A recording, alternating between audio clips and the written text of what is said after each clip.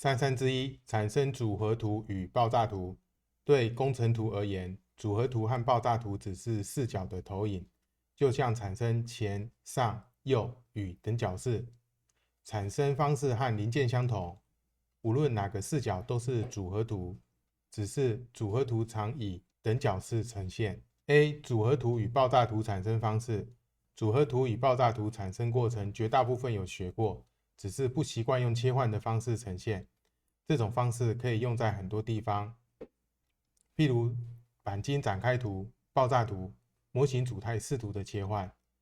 刚刚所说的用切换的方式，这是第一次的体验。譬如说，点选组合图，在左边点选以爆炸或模型断裂的状态显示，它可以来回切换。这种方式大家最喜欢，而且都学得起来。